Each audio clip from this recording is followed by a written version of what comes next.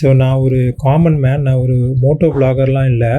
அதனால் எனக்கு தெரிஞ்ச வரைக்கும் நிறை குறைகளை நான் உங்கள்கிட்ட நான் ஷேர் பண்ணுறேன். இது ஒரு ஃப்ளோவாக தான் நான் சொல்ல போகிறேன். இதில் ப்ரோ கான்ஸ் எல்லாமே மிக்சராக தான் வரும். ஃபஸ்ட்டு நான் இதில் நிறையா பார்க்குறது வந்து இதுதான் அந்த சவுண்டு. பைக்கை ஆன் பண்ண உடனே இதில் வர அந்த தம்பு இருக்குல்ல, அது ரொம்ப நல்லாவே இருக்கும். அது கண்டிப்பாக நம்ம எல்லாருமே லைக் பண்ணுவோம்.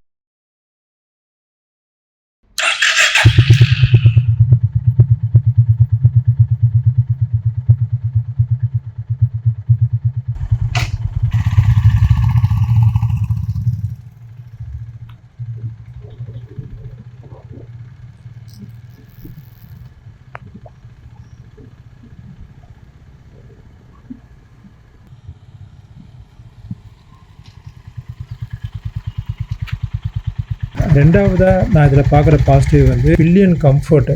இப்போ நீங்கள் பார்த்துட்ருக்க இந்த வீடியோலேயே நாங்கள் 2 பேரும் ஒரு 90 கிலோ ப்ளஸ் இருப்போம். எங்கள் 2 பேருக்குமே நல்லா கம்ஃபர்டபுளாக தான் சீட்டு இருக்குது. இதோட சீட்டு பார்த்திங்கன்னா ஸ்கூட்டர் சீட்டு மாதிரி வரும். ஸ்டார்டிங்கில் சின்னதாக வந்துட்டு போக போக பெருசாக வரும். அதோட வந்து ரைடரோட சீட்டிங் பொசிஷனும் கொஞ்சம் பெண்டாக உட்கார மாதிரி தான் வரும். அதனால் பில்லியனுக்கு நல்லா கம்ஃபர்டபுளாகவே இருக்குது. இந்த பேக் ரெஸ்ட்டு கொடுத்துருக்காங்க, அது எக்ஸ்ட்ரா ஆக்சரிஸாக தான் வரும். கண்டிப்பாக அதை நீங்கள் வாங்கிக்கோங்க. அது பில்லியனுக்கு கண்டிப்பாக ரொம்ப யூஸ் ஆகும். மூணாவது பாசிட்டிவாக நான் பார்க்குறது இதோட அந்த சஸ்பென்ஷன். நீங்கள் பல்லவ மேட்டெலாம் விட்டு எடுத்தீங்கன்னு வைங்களேன், சஸ்பென்ஷன் ப்ளஸ் டயரு, பெரிய டயரு. சஸ்பென்ஷன் கைவிடுற இடத்துல உங்களுக்கு டயர் காப்பாற்றும், டயர் கைவிடுற இடத்துல உங்களுக்கு சஸ்பென்ஷன் காப்பாற்றும். ஆக மொத்தம் நீங்கள் ஒரு கம்ஃபர்டபுளான எக்ஸ்பீரியன்ஸ் தான் ஃபீல் பண்ணுவீங்க. சஸ்பென்ஷனும் டயரும் நீங்கள் எந்த மாதிரி பல்லவ மேட்டில் விட்டு எடுத்தாலும் உங்களை அழுங்காமல் குலுங்காமல் கொண்டு போயிடும். அதனால் நல்லாயிருக்கும். இதில் உங்களுக்கு சஸ்பென்ஷன் பில்லியனுக்கும் நல்லாயிருக்கும். நெக்ஸ்ட்டு நான் இதில் பார்க்குற ஒரு நெகட்டிவ் பார்த்திங்கன்னா ஹார்ன். இதில் ஹாரனையும் இண்டிகேட்டரையும் பொசிஷன் மாற்றி வச்சுருக்காங்க மற்ற பைக்கை கம்பேர் பண்ணும்போது. அதோட ஹாரன் ஸ்விட்சு கூட ஒரு மாதிரி ஃப்ளிப் பண்ணி வச்சுருக்காங்க, ஆஃப் பண்ண மாதிரி தான் இருக்குது. ஸோ ஹாரனை ரீச் பண்ணி அடிக்கிறது கொஞ்சம் கஷ்டமாக இருக்குது. அதோட ஹாரன் சவுண்டும் பார்த்திங்கன்னா இந்த பைக்குக்கும் ஹாரன் சவுண்டுக்கும் சம்மந்தமே இருக்காது. இந்த சிலம்பங்கத்தை விடுங்க மாஸ்டர்னு வடிவேல் காமெடியில் வரும்ல, அந்த மாதிரி தான் இருக்கும்.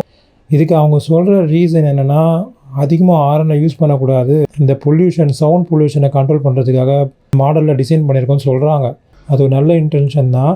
அதனால் இந்த ஹார்னை வந்து பாசிட்டிவில் சொல்கிறதா நெகட்டிவில் சொல்கிறதான்னு எனக்கு தெரில. அவங்க நம்ம சொசைட்டி மேலே ஒரு அக்கறையில் இந்த மாதிரி அவங்க வச்சுருக்காங்களாம். அந்த மாதிரி அக்கறையில் இருக்கிறவங்க இன்னொரு கேள்வி இருக்குது எனக்கு. அந்த ரியர் மட்கார்டு இருக்குல்ல, ரியரில் மட்கார்டே கிடையாது. நீங்கள் பின்னாடி வேறு பைக்கர் மூஞ்சி மேலேயே அடிக்கும் சேரு, அந்த மாதிரி வச்சுருக்காங்க. நம்ம எக்ஸ்ட்ரா ஃபிட்டிங்காக தான் இந்த மட் அரெஸ்டர்லாம் வாங்கி நம்ம போடணும். அதை நம்ம போடாமல் ஓட்டிட்டோன்னு வச்சுக்கோங்களேன், பின்னாடி வர பைக்கர் மூஞ்சி ஃபுல்லாக சேராகிடும். ஸோ சொசைட்டி மேலே ஆரனில் இவ்வளோ அக்கறை வச்சுருக்கவங்க பின்னாடி வர ரைடர்ஸ் மேலே அக்கறை வைக்கணும்ல, அது வைக்கலை. அதுக்கப்புறம் இந்த பைக்கோட லுக்கு, ஏஸ்தெட்டிக்ஸ். நான் இதுக்கு முன்னாடி கிளாசிக் 350 வச்சுருந்தேன். கண்டிப்பாக கிளாசிக் 350 நீங்கள் நிறைய பேருக்கு பிடிக்கும். அந்த பைக்கை பார்த்த உடனேவே வந்து அவ்வளோ அழகாக இருக்கும். எல்லாருமே அந்த பைக் லைக் பண்ணுவாங்க. இந்த பைக்கை வந்து பார்த்த உடனே ஓகே நாட் பேடுன்னு தான் தோணும். ஆனால் நீங்கள் ஒரு நாள் யூஸ் பண்ணிட்டீங்கன்னா இந்த பைக்கோட டிசைன் உங்களுக்கு பிடிக்க ஆரம்பிச்சிடும். அதே மாதிரி அந்த இன்ஸ்ட்ருமெண்ட் கிளஸ்டர் இருக்குல்ல, அது ராயல் என்ஃபீல்டில் ரொம்ப பக்கத்தில் இருக்க மாதிரி ஒரு ஃபீலிங், இதில் கொஞ்சம் தள்ளி இருக்க மாதிரி ஒரு ஃபீலிங். அதனால் ஒரு வாட்டி இன்ஸ்ட்ருமெண்ட் கிளஸ்டரை பார்க்குறதுக்கு குனிஞ்சு பார்க்குற மாதிரி இருக்குது. மேபி புது பைக்குன்றதுனால எனக்கு அந்த ஃபீலிங் இருக்கலாம். ஒரு 3 மந்த் ஆனவொடனே நான் கரெக்டாக சொல்கிறேன். அதுக்கப்புறம் நான் பாசிட்டிவில் சேர்க்கறது இந்த பைக்கோட கிளச்சு. செம்ம ஸ்மூத்தான கிளச்சு. ஆக்சுவலாக புல்லட்லேயும் கிளச்சு நீங்கள் சர்வீஸ் விட்டு கொண்டு வந்தீங்கன்னா கிளச்சு ஸ்மூத்தாக தான் இருக்கும். 2 மந்த்து 3 மந்த்து போக போக தான் கிளச்சும் சைட் ஸ்டாண்டும் நல்லா ஹார்டாயிரும். இந்த பைக் வாங்கி நான் 20 டேஸ் தான் ஆகுது. கிளச்சு செம்ம ஸ்மூத்தாக இருக்குது. டிராஃபிக்கில் ஓட்டுறதுலாம் அவ்வளோ சூப்பராக இருக்குது. கை வலியே தெரியல. இதே மாதிரியே இது எப்போவும் இருந்ததுன்னா கண்டிப்பாக நான் ஹோண்டாவுக்கு பெரிய தேங்க்யூ சொல்லுவேன். இந்த பைக்கோட இன்ஜின் பெர்ஃபார்மன்ஸ், நம்ம பழைய பைக்கு கிளாசிக் 350ல் நீங்கள் ஹீல்ஸோ இல்லை ஸ்லோப்போ ஏறிங்கன்னு வைங்களேன், அதோட ஒரு தம்புக்கும் உங்களை பிடிச்சி இழுத்துட்டு போகிறத உங்களால் ஃபீல் பண்ண முடியும். அந்த ஃபீலே செம்மையாக இருக்கும், ஒரு சொருக்கும். ஆனால் ஈவன் டோட்டலாக வேறு. ஹீல்ஸோ ஆஃப் ரோடோ இன்ஜின் படுற கஷ்டத்தை உங்களால் ஃபீல் பண்ணவே முடியாது, அவ்வளோ ஸ்மூத்து. நீங்கள் எக்கோவில் போனீங்கன்னு வைங்களேன், இன்ஜின் சவுண்டு கூட உங்களுக்கு கேட்காது, அவ்வளோ சைலண்ட்டாக இருக்கும். இதுவே கொஞ்சம் ரைஸ் பண்ணிங்கன்னு வைங்க, இந்த பைக்கோட வில்லத்தனத்தை அப்போ தான் நீங்கள் பார்ப்பீங்க. இந்த பைக்கை பொறுத்த வரைக்கும் என்ன தெரியுமா, வில்லனாக இருக்கிறதோ ஹீரோவாக இருக்கிறதோ உங்கள் கையில் தான் இருக்குது. இதில் மெயினாக எனக்கு பிடிச்சது வந்து அந்த எக்கோ இண்டிகேட்டர் தான். அது இப்போது எல்லா பைக்லேயும் வந்திருக்கான்னு தெரில. கரெக்டான கியரில் கரெக்டான ஸ்பீடில் நீங்கள் போனீங்கன்னா அந்த எக்கோன்னு ஒரு லைட் ஆன் ஆகிடும். அதுபடியே அந்த லைட் ஆனில் இருக்கும்படியே நீங்கள் போனீங்கன்னா உங்களுக்கு ஃபியூயல் கன்சம்ஷன் கரெக்டாக இருக்கும், கம்மியாகும்.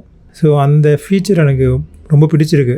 இந்த கிளட்ச் அசிஸ்டன்ஸு, இந்த ட்ராக்ஷன் கண்ட்ரோலு, மணலெல்லாம் ஓட்டியிருக்கேன். இங்கே வந்தீங்கன்னா இந்த மியாட் ஆஸ்பத்திரியிலேருந்து அந்த புகாரி ஹோட்டல் வரைக்கும் ரோடே ஆஃப் ரோடு தான். ஒரு மந்த்து ஒரு மாதிரி ஆஃப் ரோடு ட்ராக் மாற்றிடுவாங்க. இப்போ பள்ளம் மேடுமா இருக்குது. ஒரு சில மாதம் கழித்து பார்த்தீங்கன்னா ஃபுல்லாக ஜெல்லி கொட்டி வச்சுருவாங்க. பைக் நான் ஓட்டியிருக்கேன். ட்ராக்ஷன் கண்ட்ரோல் வீல்லாம் சுற்றலை, நம்மளை தள்ளி விடல கீழே, நல்லாவே இருக்குது. இந்த கிளட்ச் அசிஸ்டண்ட்லாம் இருக்குதுன்னு சொன்னாங்க. நான் இதுக்காகவே கொஞ்சம் ஃபாஸ்ட்டாக போயிட்டு கியர்லாம் கட் பண்ணி பார்த்தேன். அப்புறம் தான் எனக்கே தெரிஞ்சுது அந்த மாதிரிலாம் செய்யக்கூடாது, அது எமர்ஜென்சிக்காக யூஸ் பண்ணிக்கிறதுன்னு. Brake, clutch assistance, traction control, economy signal, இது எல்லாமே ரொம்ப நல்லாவே இருக்குது. அதெல்லாம் எந்த குறையுமே இல்லை. ஸோ ஓவராலாக இந்த பைக்கில் இருக்க நிறை குறைகளை எல்லாத்தையுமே கவர் பண்ணிட்டுன்னு நினைக்கிறேன். இப்போ இந்த பைக் யாருக்கெல்லாம் சூட் ஆகும்னு பார்த்தலாம். பைக்குன்றது அவங்களோட மைண்ட் செட் தான். சில பேர் பைக் மைலேஜ் நல்லா தரணும்னு ஆசைப்படுவாங்க, சில பேர் ஷோ ஆஃப் பண்ணணும்னு ஆசைப்படுவாங்க, சில பேர் ஃபேமிலியை நல்லா சௌரியமாக கூட்டிகிட்டு போயிட்டு வரணும்னு ஆசைப்படுவாங்க, சில பேர் பைக்கோட பெர்ஃபார்மன்ஸை என்ஜாய் பண்ணணும்னு ஆசைப்படுவாங்க, லாங் ட்ரைவ் போகணுன்னு ஆசைப்படுவாங்க. ஆனால் எல்லாத்தையுமே டேஸ்ட் பண்ணி பார்க்கணுன்னு ஆசைப்படுறவங்க சில பேர் இருப்பாங்க. அதாவது ஃபேமிலியும் நல்லா சௌரியமாக கூட்டின்னு போகணும், ஷோ ஆஃபும் பண்ணணும், மைலேஜும் ஓரளவுக்கு டீசெண்டாக வரணும், லாங் ட்ரைவும் கம்ஃபர்டபுளாக இருக்கணும், பெர்ஃபார்மன்ஸும் நல்லா, இந்த மாதிரி எல்லாத்தையுமே ஆசைப்படுறவங்களா நீங்கள் இருந்தீங்கன்னா கண்டிப்பாக உங்களுக்கு இந்த பைக் செட் ஆகும்.